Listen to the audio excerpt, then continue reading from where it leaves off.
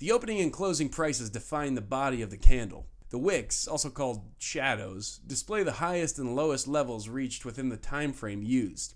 The size of the candle, as well as the size of the shadow, reflects market psychology.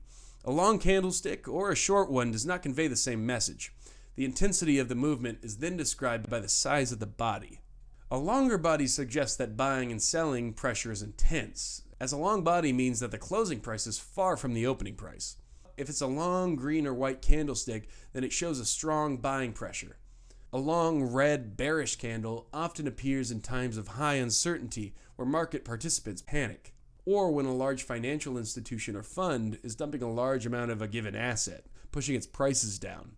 But always remember to have in mind the big picture. You should also take into consideration the types of candles preceding the ones you're analyzing, as well as the trading volume. A market movement could bring prices close to a support or resistance level, and instead of going through, prices might be about to reverse. A long candlestick could also be the sign that the previous trend is over and a new one is starting. Examples. One example of a strong candle is the Marubozu. Marubozu is a long candle with almost no shadows. See red and green circles.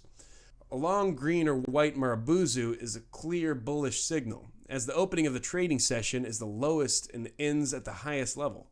A red or black Marubozu indicates a strong bearish signal, especially if it appears on a resistance level. The lowest level / highest level of this candle, as well as the midpoint. It's usually a support in the bullish market / a resistance in a bearish market, as you can see from the red circle. It is therefore easy to spot important levels where prices could react.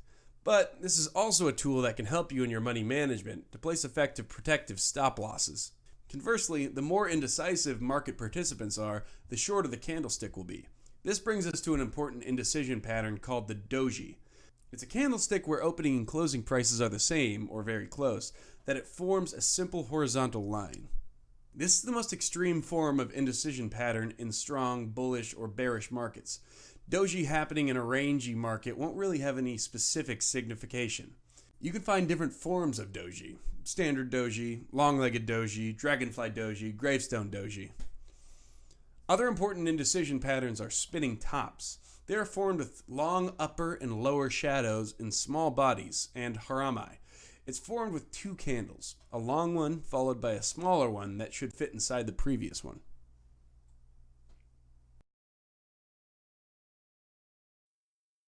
That's it for now. On our website you can find more posts as well as calculators and other financial tools. I hope you enjoyed it, and don't forget to subscribe to our podcast channel on YouTube. We would love to know how you use candlestick levels in your trading, so feel free to share them on the comments below.